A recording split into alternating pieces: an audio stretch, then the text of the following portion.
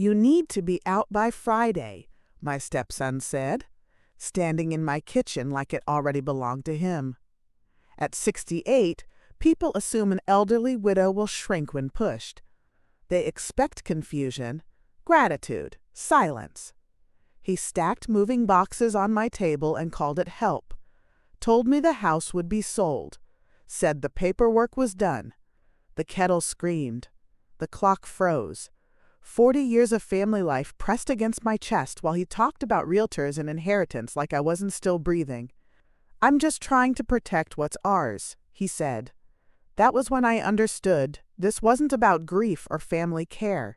It was about control. About erasing an older woman before she could remember what was hers. I folded my hands and looked at the name I stitched into those curtains decades ago. The same name written on a property deed he never checked. He thought my silence meant weakness. It meant I was remembering everything. But to understand how this family betrayal began, let me take you back to the morning before my husband died. The first thing I heard was the house settling, not a dramatic sound. No thunder, no cinematic crash, just the familiar creak of wood cooling after night, the soft sigh of pipes. The kind of noises you stop noticing when you share a home with someone who has been there long enough to make silence feel occupied. I lay in bed a moment longer than usual, my hand still reaching across the sheets the way it always did. The space beside me was flat and cold, and my fingers meant nothing but cotton. I did not gasp. I did not cry. Grief does not always arrive like a wave. Sometimes it arrives like a room you walk into and realize the furniture has been moved an inch to the left. Everything looks the same, but your body knows it is not. I sat up slowly, listening. Outside, a lawn sprinkler clicked on, steady as a heartbeat. Somewhere down the street, a car door shut.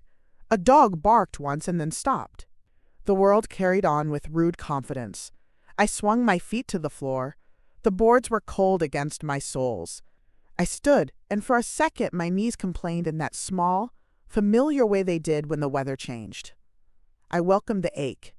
It reminded me I was still here. On the dresser, my husband's watch sat face down where he had left it. He used to drop it there every night as if he planned to pick it up again in the morning. I stared at it longer than I meant to. Harold had been dead for 12 hours. The words felt like they belonged to someone else. Like I was repeating a sentence I had overheard in the grocery store and did not understand. The night before had been a blur of paramedics and bright lights. Questions asked too fast. A sheet pulled up too high. A polite voice saying, "I'm sorry," in a way that sounded practiced, like a cashier thanking you for your patience. Somewhere in that blur, my stepson Daniel had arrived. I remembered his cologne before I remembered his face. Strong. Expensive. The kind of scent a man wears when he wants to be taken seriously. He had stood in my living room with his hands in his pockets, nodding as if this were a business meeting. He had said all the right things. "Margaret, we'll take care of everything. We'll handle the arrangements. Just rest." It was not the words that bothered me. It was how quickly he moved from grief to logistics, as if my husband were a problem to be solved. Now, in the quiet morning, I made the bed the way Harold liked it, pulling the comforter tight, smoothing the wrinkles. The routine held me up. A woman's hands remember what her heart cannot. In the bathroom mirror, my face looked the same as it had yesterday, only emptier around the eyes. My hair was flattened on one side. A pale line marked where my wedding ring had rested for decades. I had taken it off last night because my fingers were swelling.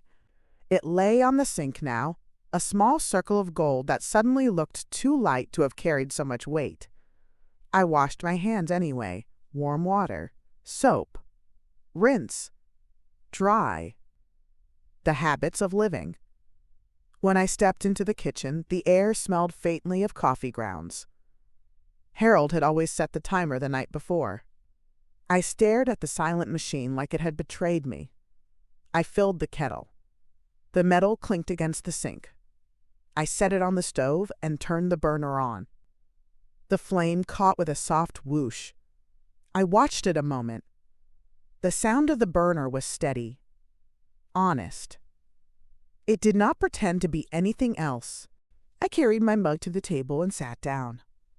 On the table there was still a folded napkin from the dinner we never finished, a smear of butter on the edge of a plate. Harold's reading glasses near the salt shaker, left there because he had gone to answer the phone and never came back to the table. I did not move them.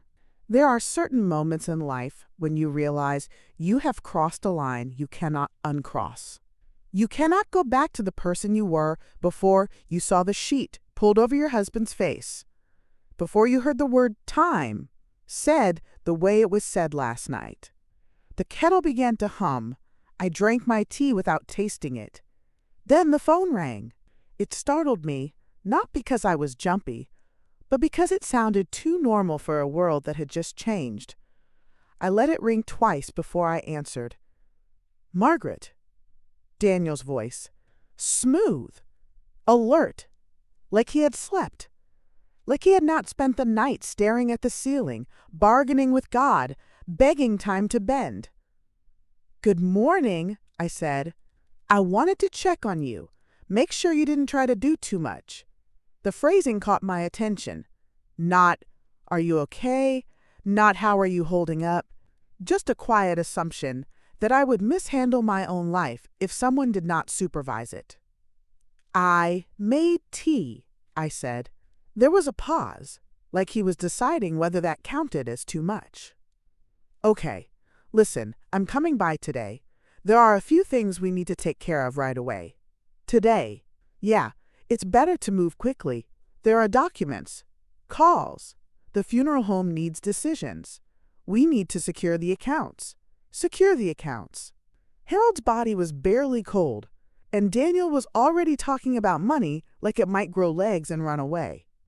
"I can come later in the week," I offered, not because I wanted to delay, but because I wanted to see what he would say. "No," he replied too quickly. "Today is best. It's a lot for you to keep track of. I'll handle it." There was that phrase again, "I'll handle it." I looked around my kitchen.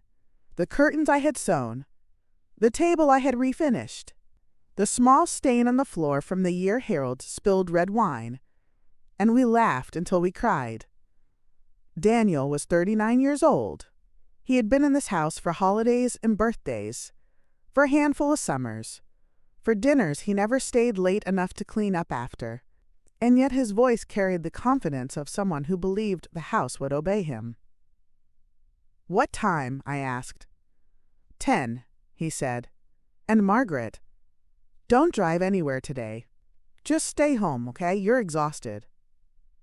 I could have reminded him I drove myself to my annual physical last month, that I paid the bills, that I had cared for Harold through every small decline, every doctor visit, every medication change. But I did not. "Okay," I said. He exhaled like he had just won something. "Good. I'll see you soon." The line clicked dead. I set the phone down gently, as if noise might wake the grief and make it worse. The kettle whistled again, sharp and impatient. I turned the burner off and poured more water into my mug. Steam rose in slow curls. I watched it, feeling something unfamiliar settle in my chest. Not panic. Not anger. Awareness. Harold had always told me Daniel could be overbearing, but he would mean well.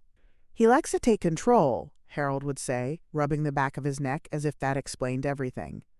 "He gets it from his mother." His mother had been a woman who liked to win conversations the way other people liked to win games. Loud.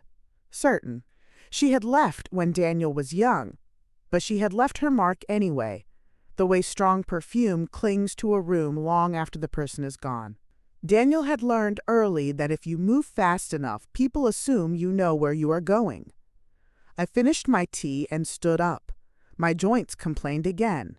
I ignored them. I walked through the house slowly, not searching, not yet. Just noticing. The living room looked like the paramedics had been there. A throw pillow on the floor. The edge of the rug curled up from where a stretcher wheel had caught it. the lamp crooked. In the hallway, Harold's shoes sat by the door, polished, still tied. I crouched, picked one up, and pressed my thumb against the leather. It was warm from the sunlight that had found its way through the window. I set it down carefully. In our bedroom, the closet door was slightly open. Harold's shirts hung in a neat line. I ran my hand over the fabric, stopping at the one I had bought him last Christmas. Blue, soft, the kind that made his eyes look kinder. He had worn it twice. He had promised me he would wear it again. Promises are fragile things. They look solid until the moment they are tested. At the edge of the closet, on the top shelf, was a small metal box we used for important papers. It was not hidden. It did not need to be. Harold and I had never lived in a way that required hiding from each other. I pulled the box down and placed it on the bed. The latch was stiff. I opened it. Inside were the expected things: birth certificates, insurance policies, a few old tax returns. The will, in a folder marked clearly in Harold's handwriting. I stared at the folder for a long time. Then I set it back in the box without opening it. Not because I was afraid. Because I wanted Daniel to show me how he planned to use it. There is a kind of advantage in letting people reveal their intentions first. Harold used to call it, quote, watching the cards. I had learned it from him, though I had practiced it my whole life without naming it. I closed the box, returned it to the shelf, and walked back to the kitchen. The clock over the sink ticked again, one steady sound in a house full of quiet. At 9:45, a car pulled into the driveway. I did not look out the window right away. I washed my mug, dried it, placed it in the cabinet. Then I wiped my hands on a towel and turned toward the front door. The knock came sharp and confident, as if the person on the other side expected immediate obedience. I opened the door. Daniel stood there in a dark jacket that looked too formal for grief. His hair was perfect. His eyes moved past me into the house like he was already inventorying it. He held a folder under one arm. "Margaret," he said. His voice softened the way you soften your tone for a child or an elderly woman you think might get upset. Behind him, another car idled at the curb. A woman sat in the passenger seat, sunglasses on, face turned slightly away. Daniel followed my gaze. "Oh, that's just Claire," he said quickly. "She came to help. She's good with paperwork." Help. Another person. Another set of hands. Another witness. I stepped aside to let him in. He crossed my threshold without pausing, as if it had never been mine. And in that moment, with the quiet house behind me and my husband gone from it, I understood something with perfect clarity. Daniel was not here to comfort me. He was here to begin. And I was going to let him, just long enough to see exactly what he planned to take. Daniel did not ask where to sit. He moved through my kitchen like he had memorized it overnight, setting his folder on the table, pulling out a chair, motioning for the woman from the car to follow him inside. "This is Claire," he said again, louder now, as if repeating her name made her official. "She works with me. She's very organized." Claire smiled without showing her teeth. She did not remove her sunglasses until she was seated. When she did, she placed them carefully on top of Daniel's folder, staking a small claim. "I'm so sorry for your loss," she said, already opening a notebook. The words floated between us, light and practiced, and then sank out of sight. Daniel tapped the table once, brisk. "Okay. We don't want to overwhelm you, Margaret, so we'll just take this step by step." I noticed the way he said we. He slid a stack of papers toward me. "First thing is making sure everything keeps running smoothly. Bills, accounts, utilities. We'll consolidate things so you don't have to worry." "I've been worrying for years," I said mildly. He smiled as if I had made a joke. "This is different," he replied. "This is after." After, as if my life had split cleanly into before and after, and the before no longer mattered. Claire clicked her pen. We'll just confirm some information. Full name. I gave it. She wrote quickly, then frowned, scratched something out, and wrote again. Date of birth, I told her. Address, she said. Daniel answered before I could. He said the street name, the number, the city, with the confidence of someone who believed possession was a form of truth. I watched Claire write it down. What about my mail? I asked. Daniel waved a hand. I'll have it forwarded for now. Just temporarily. Things can get lost during transitions. Transitions. He said it like a hallway you walk through, not a door that closes behind you. I'd prefer to keep it coming here, I said. Daniel leaned back in his chair, crossing his arms. His tone stayed pleasant, but something in it tightened. Margaret, this is exactly what I mean. You don't need to be dealing with that right now. I've dealt with it every day, I replied. Claire glanced up, her eyes flicking between us, then back down to her notes. We'll also set up grocery delivery. Daniel continued. It's safer. Less stress. I like choosing my own apples, I said. He laughed lightly. You still can. We'll just make it easier. Every sentence carried the same shape. Permission disguised as kindness. He slid another paper toward me. This just authorizes me to speak on your behalf if needed. Banks, insurance, that sort of thing. You don't have to sign today, but it would help. I looked at the page. The words were small, dense, written by someone who expected the reader to be tired. I'll read it, I said. Daniel checked his watch. Of course. Take your time. But his knee bounced under the table, a quiet, impatient rhythm. I read slowly, not because I struggled, but because I wanted to see how long it would take before he interrupted. Halfway through, he did. This is all standard, he said. Everyone does it. I'm not everyone, I replied without looking up. He went quiet after that. When I reached the bottom of the page, I noticed the signature line. The name printed beneath it was not quite mine. It was close. Close enough to pass if no one was paying attention. My first name shortened. My middle initial missing. My last name spelled the way it had been spelled when I was married the first time, decades ago, before I corrected it. I don't sign things with that name, I said. Daniel leaned forward. It's just a formality. No, I said. It's not.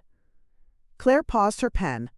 The room held still for a moment, like it was waiting to see what Daniel would do. He smiled again, thinner this time. We can fix it later. Later is when mistakes become permanent, I said. He exhaled slowly, the way people do when they are counting backward. Okay, he said. We'll revise it. He pulled the paper back, slid it under his folder, and replaced it with another. This one's simpler, he said. Just a note for the electric company. They like to have a point of contact. I've been the point of contact for 40 years. Yes, he said. But now you shouldn't have to be. There it was again. That assumption. That erasure dressed up as relief. Claire spoke up softly. It really is easier this way. I looked at her. She held my gaze for exactly 2 seconds before looking away. I'm not interested in easier, I said. I'm interested in accurate. Daniel stood up abruptly. The chair legs scraped against the floor, sharp in the quiet kitchen. Let's take a break, he said. This is a lot. He moved to the window, glanced out at the driveway, at the car, as if checking how much time he had left. I'll make some calls, he added. Just routine things. He stepped into the living room, already pulling his phone from his pocket. Claire stayed seated. I'll just organize these, she said, stacking the papers into neat piles. We can revisit anything you're unsure about. I watched her hands. Efficient. Careful. Hands that had done this before. "What happens if I don't sign?" I asked. She hesitated.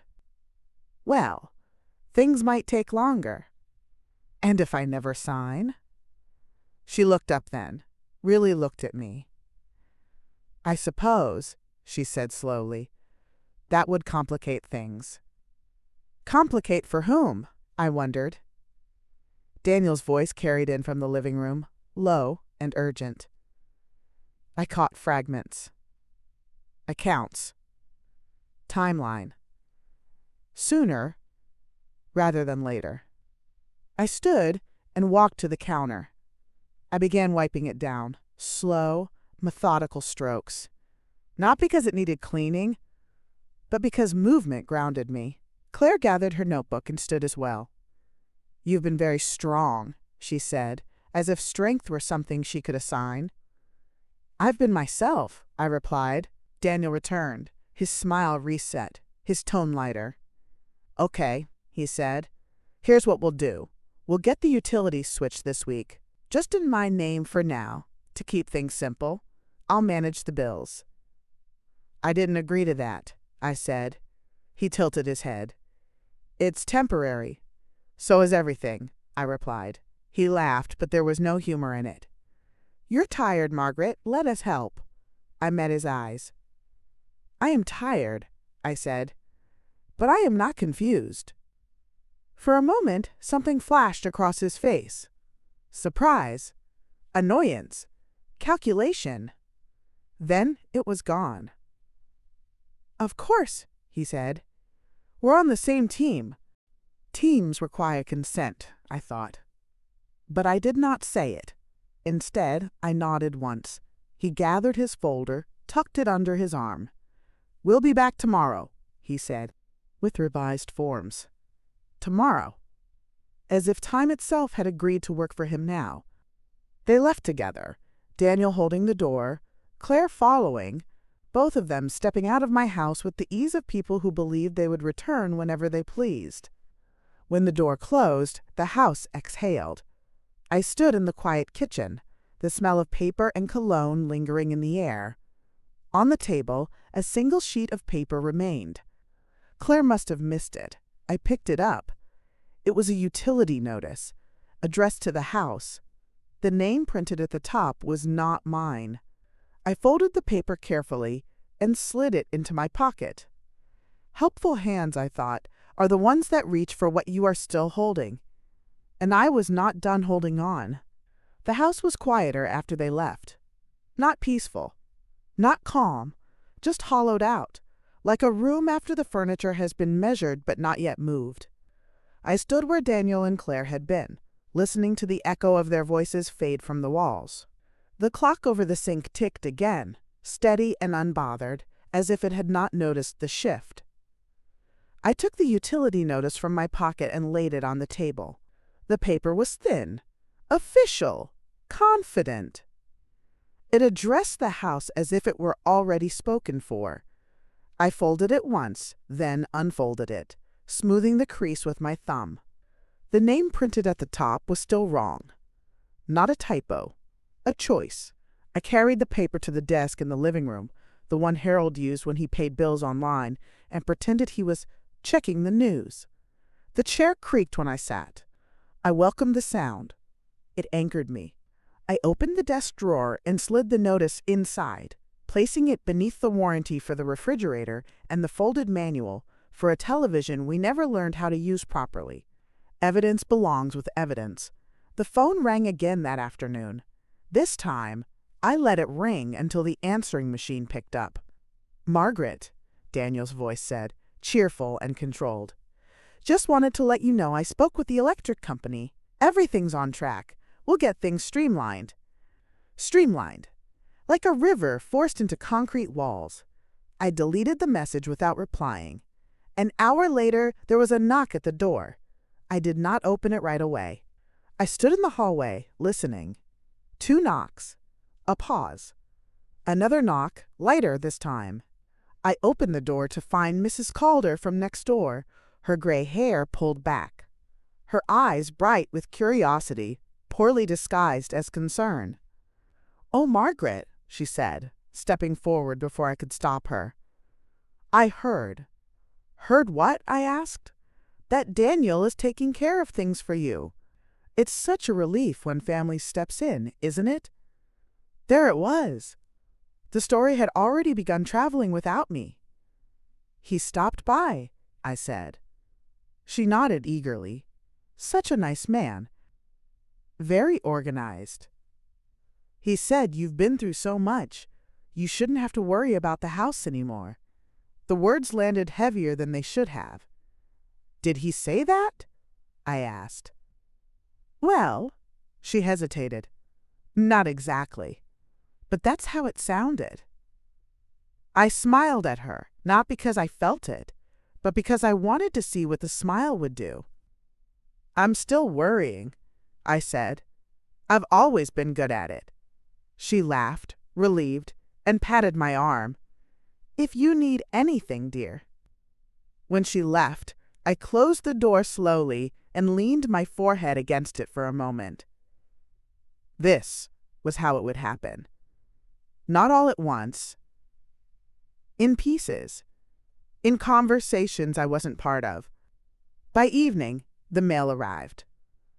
I stood at the box longer than usual, thumbing through envelopes. A bank statement. A catalog. A sympathy card from someone whose handwriting I did not recognize.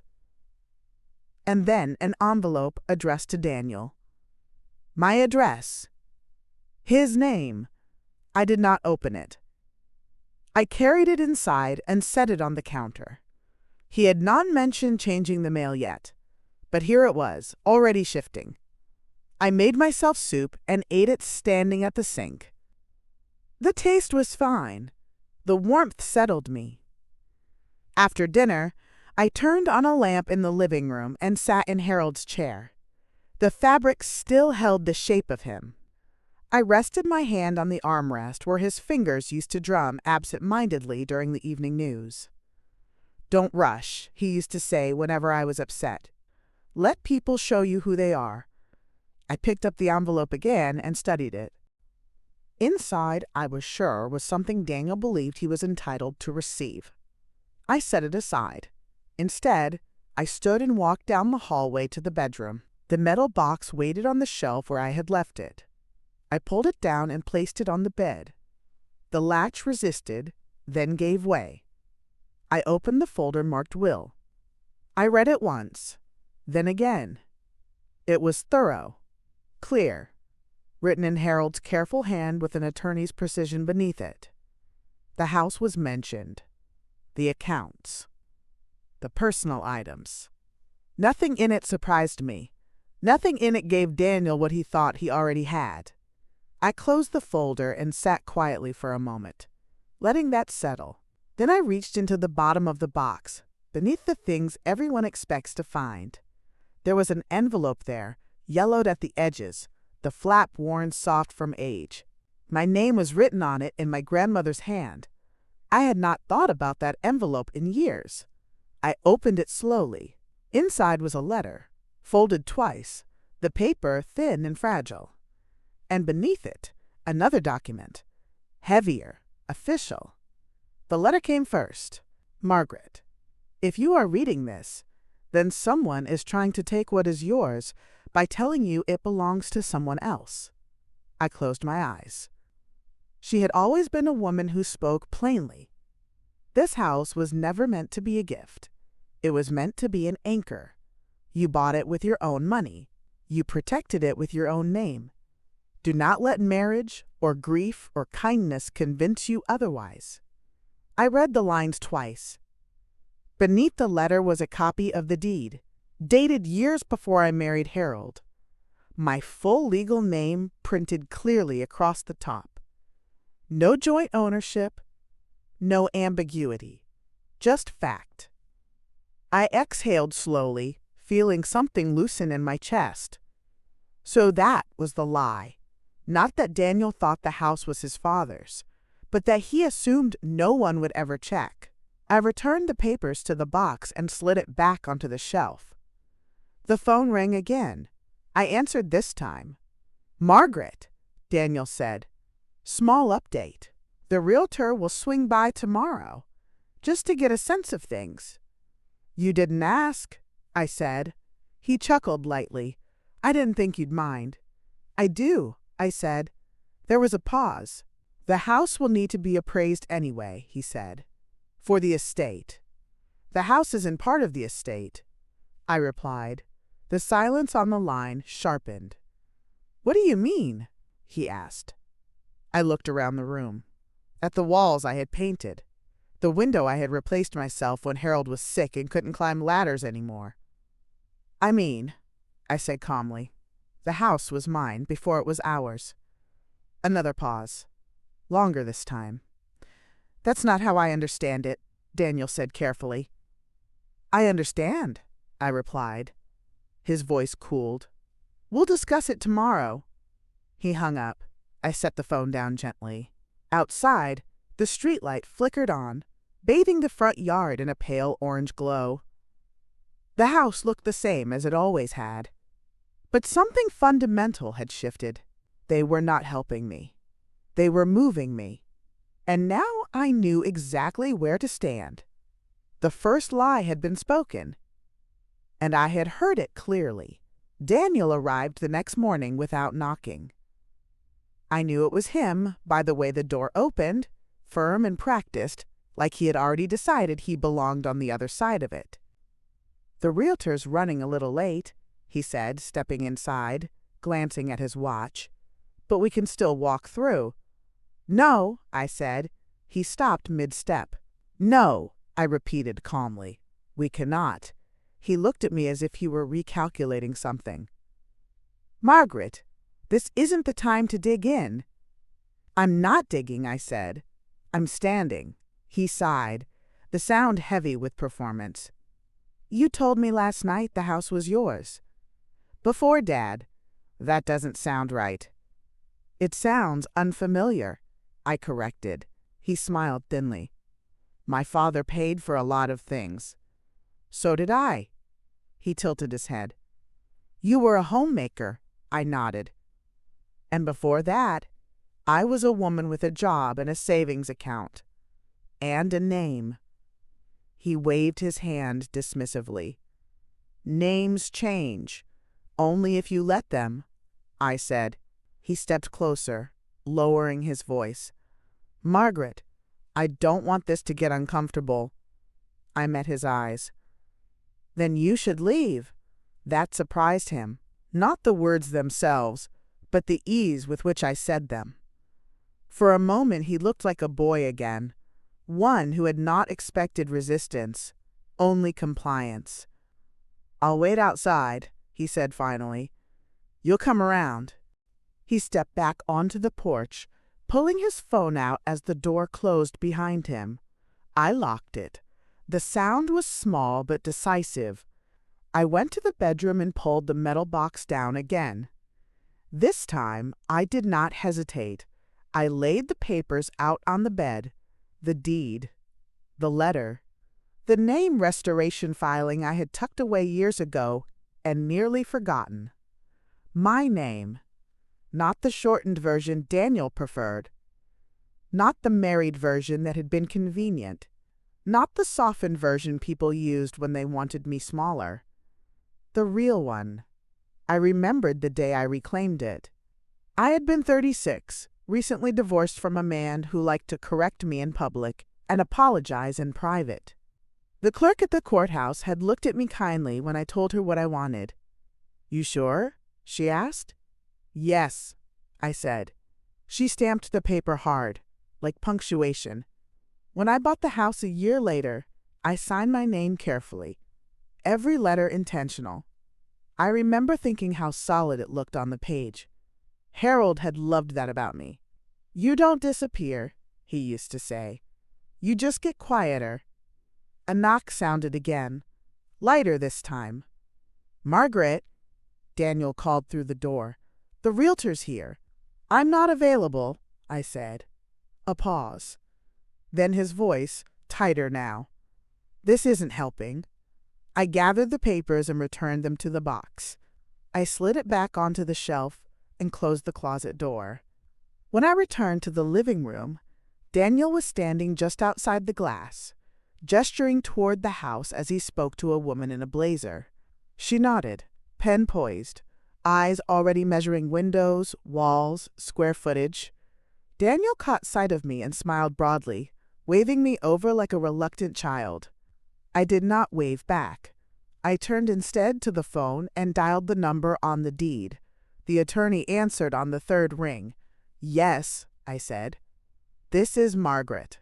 I believe someone is trying to sell my house." There was a brief pause. Then, "I was wondering when you'd call." I sat down slowly, feeling the weight of the chair beneath me.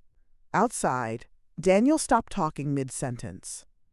The realtor followed his gaze to the window, then back to him, confused. I listened as the attorney spoke, calm and precise, confirming what I already knew. "You're the sole owner," he said. "You always have been." The words settled into me like a deep breath. "Thank you," I said. When I hung up, I stood and opened the front door.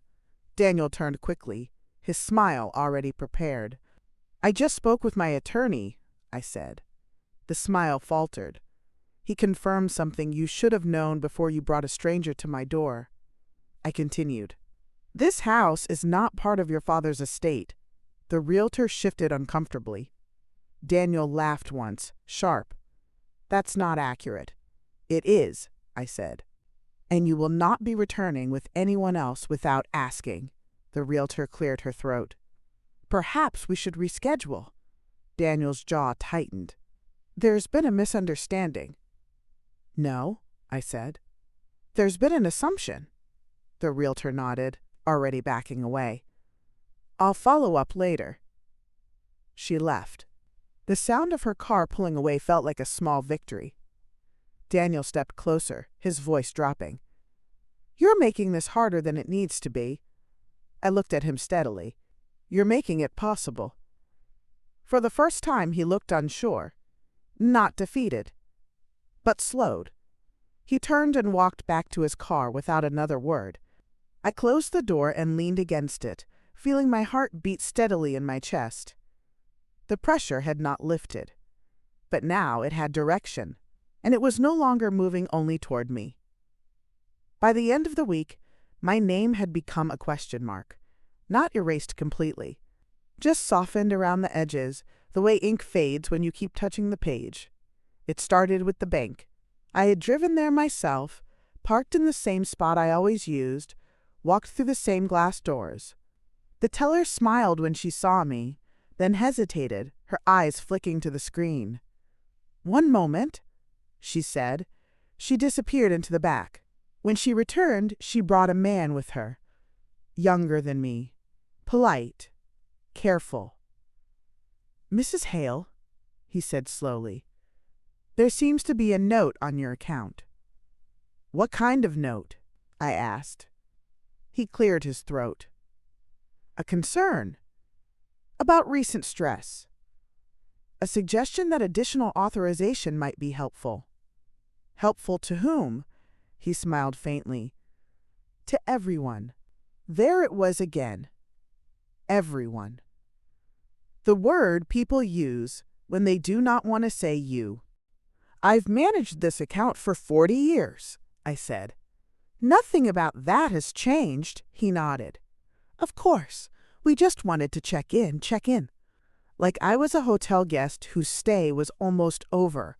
When I left, my keys felt heavier in my hand. The next call came from the electric company. A cheerful voice informed me my account was being reviewed for transfer. "I did not request a transfer," I said. "Oh," the voice replied. "We have a note here from your family representative." "I don't have a family representative." A pause, papers shuffling. "Well," the voice said, less certain now, "we'll need to verify a few things." Verify. Always verify the woman who has lived there the longest. That afternoon, Mrs. Calder knocked again. "I hope you don't mind," she said. stepping inside without waiting. Daniel stopped by. He seemed worried. "About what?" I asked. "About you being overwhelmed," she said gently. "He said you've been refusing help. Refusing help." The phrase followed me through the house like a draft. "He also mentioned," she continued, lowering her voice, "that you might not be thinking clearly." I set down the dish I was drying. "Did he say that?" She hesitated. "He didn't mean it unkindly." "Unkindness," I said, "does not require malice." She looked at me then, really looked, as if recalibrating something. "Well," she said finally, "if you need me." When she left, the house felt watched. That night, the mail did not come. The next morning, it did, but thinner. Fewer envelopes. None addressed to me by name. Daniel called just after noon. "I'm concerned," he said. "About what?" "You're pushing back on things you don't need to push back on." "I'm answering questions I was never asked," I replied. He sighed. "Margaret, this doesn't have to become adversarial." "It already has," I said quietly. "You just didn't expect me to notice." Silence stretched between us. "I'm trying to protect you," he said. "From what?" "From making mistakes." "I haven't made one yet," I said. His voice hardened. "You're alone now." I felt the words land. Heavy. Intended. "I've been alone before," I said. "I survived that too." He hung up without saying goodbye. That evening, a letter arrived. Certified. Official. Heavy. It informed me that a capacity evaluation had been recommended. Out of an abundance of caution. No signature. No clear sender. Just implication. I sat at the table and read it twice. This was no longer about the house alone. This was about positioning me as unreliable before I could be believed.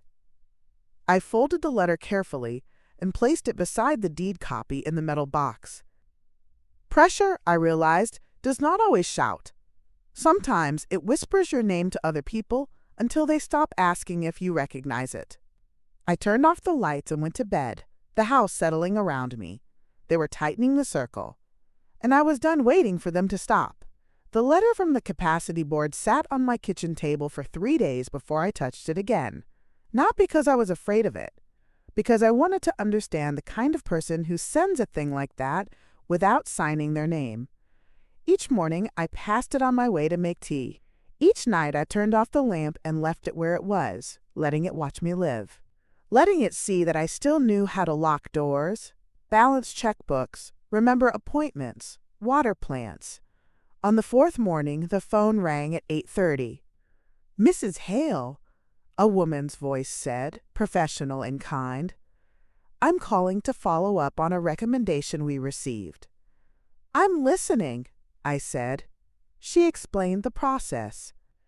Evaluation, interview, documentation, timelines.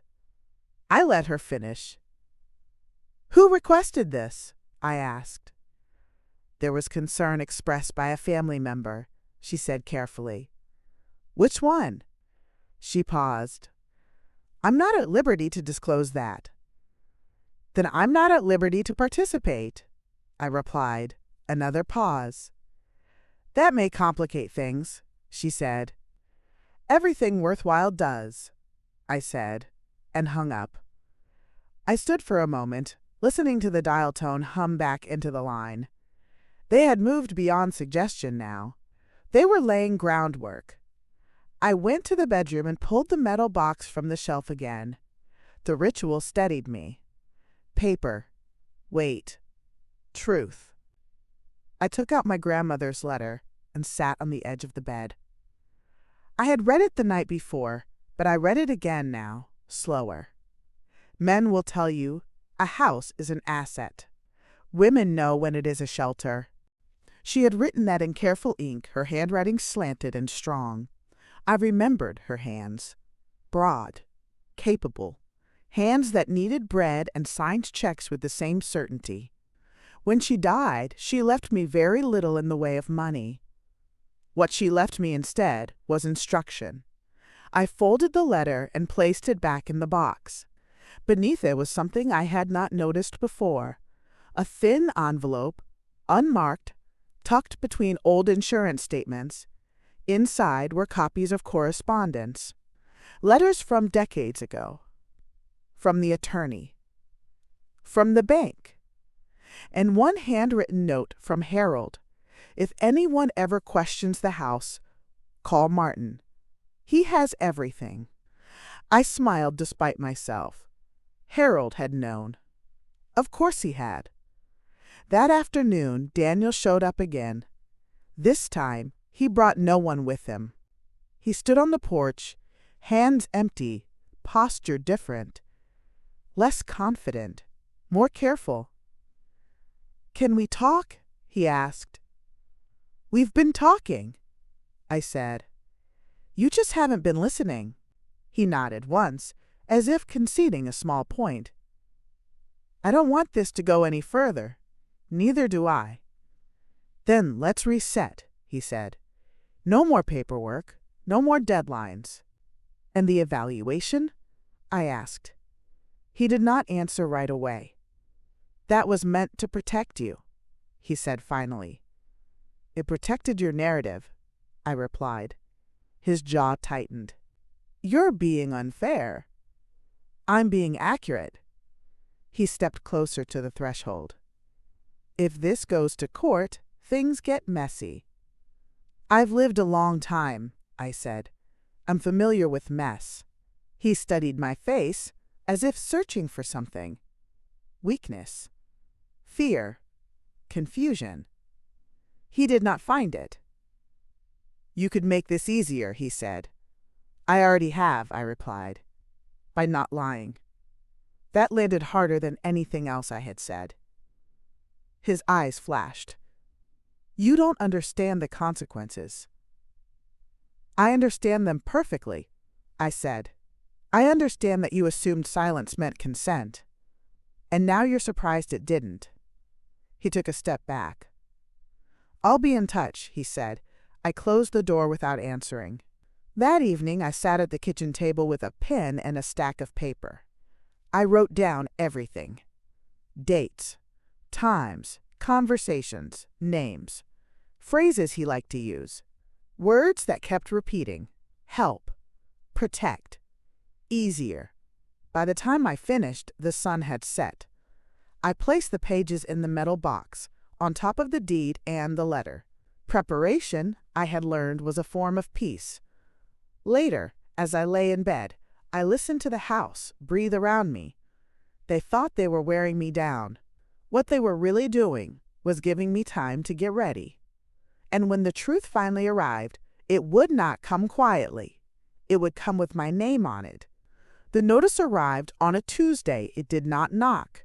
It did not announce itself. It slid into the mailbox with the rest of the morning mail, thin and official, pretending to be just another piece of paper. I recognized it immediately anyway. There is a certain weight to documents meant to frighten you. A stiffness. A confidence that assumes obedience. I carried it inside and set it on the table. I did not open it right away. I made tea first. I fed the fern by the window. I stood at the sink and watched a pair of sparrows argue over the fence like they had every morning for years.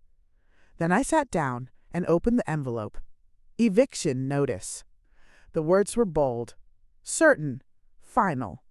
It stated that I was occupying the residence without proper authority, that arrangements had been made, that I had 30 days to vacate, 30 days to disappear. I read it twice, then a third time. At the bottom was a name, not Daniel's, a firm, an address, a phone number. He had moved this out of the family and into the system. That was new. I folded the notice and placed it beside my tea. My hands were steady. I called the number on the letter. A receptionist answered. Bright. Efficient. Yes, I said. I received an eviction notice from my own home. There was a pause. Keyboard clicks. According to our records, she said, the property is part of an estate currently under administration. It is not, I said. Another pause. Longer this time. Ma'am, if you believe there has been an error, you'll need to respond in writing. I will, I said. Today. I hung up and sat quietly for a moment. This was the moment many people mistake for panic. The point where they imagine an older woman overwhelmed by paper and deadlines, shrinking under language designed to intimidate. They were wrong. I went to the bedroom and retrieved the metal box. I laid everything out on the bed again. The deed, the name restoration filing, the letter from my grandmother, my notes, dates, quotes, patterns. And then I did something Daniel had not expected. I wrote a letter of my own. Not emotional, not defensive, clear. I stated my ownership. I cited dates. I attached copies. I referenced the attorney. I requested immediate withdrawal of the notice and formal acknowledgement of error. At the bottom, I signed my full legal name. Every letter deliberate. I drove to the post office myself. The clerk asked if I needed help carrying the envelope. No, I said. I'm capable. She smiled, a real one this time. When I returned home, Daniel was waiting in the driveway. He leaned against his car like a man rehearsing patience. I was hoping we could avoid this, he said. So was I replied. You didn't have to escalate, he said. You didn't have to lie, I answered. His mouth tightened. This is going to court. Good, I said. That stopped him. He searched my face again, the way he always did when he realized the ground had shifted. You don't know what that entails, he said. I know exactly what it entails, I replied. It entails people who are not related to us listening carefully. He straightened. You'll lose. I smiled then. Not kindly. Not cruelly. Just honestly. No, I said. You will. He stared at me, something like doubt finally breaking through his certainty. I'll be in touch, he said, and drove away. That night, I slept deeply. Not because the pressure was gone, but because it had finally taken a shape I recognized. This was no longer about persuasion. It was about truth. And truth, I had learned, does not need to hurry. The courthouse smelled like old paper and floor polish. Not intimidating. Not grand. Just functional, the way places meant for truth often are. No drama built into the walls. Only procedure. Daniel arrived 10 minutes early. He wore a suit that fit him too well, like armor he trusted. He nodded at people he did not know, smiled at a clerk, spoke easily to the attorney beside him. He looked exactly like someone who believed the ending had already been decided. I arrived alone. I carried a single folder. No purse. No extra papers. Just what mattered. When my name was called, the clerk pronounced it correctly. Every syllable clear. I felt it land in my chest like a small kindness. We sat. The judge entered. The room stood, then settled. Daniel's attorney spoke first. He outlined concern. Age. Vulnerability. Estate administration. He said words like compassion, and best interest, and future planning. He never raised his voice. He never looked at me. When he finished, the judge turned to Daniel. You are the petitioner, she asked. Yes, Daniel said. I'm just trying to make sure things are handled responsibly. She nodded and turned to me. Mrs. Hale, she said, slower now. Do you understand why you're here today? Yes, I said. Because someone tried to remove me from my own home. A small ripple moved through the room. The judge's expression changed, not dramatically, just slightly. Attention sharpened.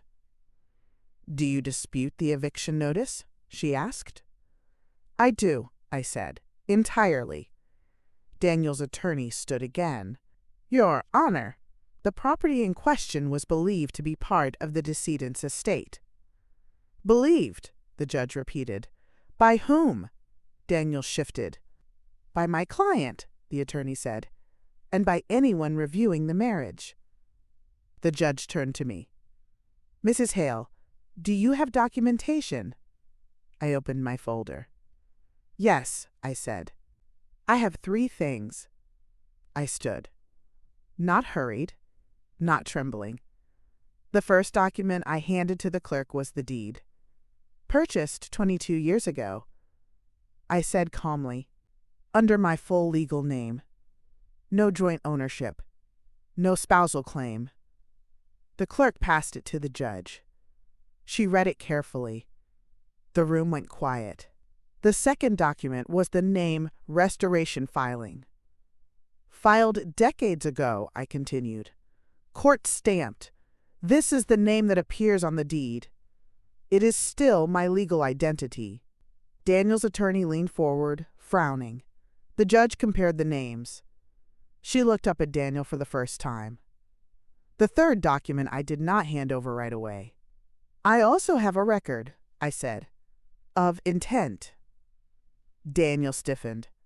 I handed the paper to the clerk. It was the voicemail transcript, his words.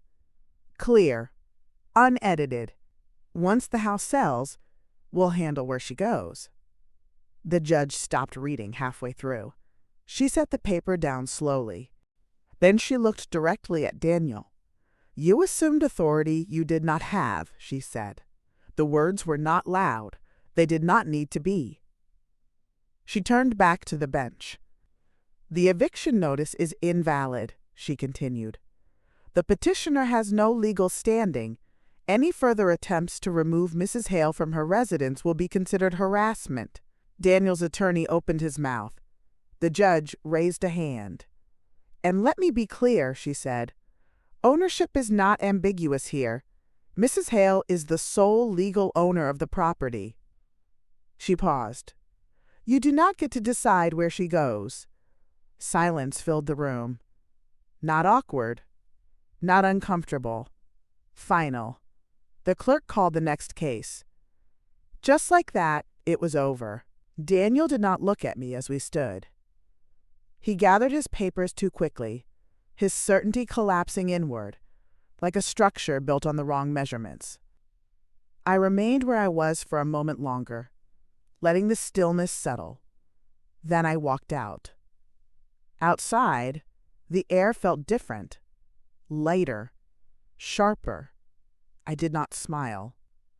I did not feel victorious. I felt accurate. And that was enough. The house sounded different when I unlocked the door that afternoon. Not louder, not brighter. Just settled, like something heavy had finally been set down.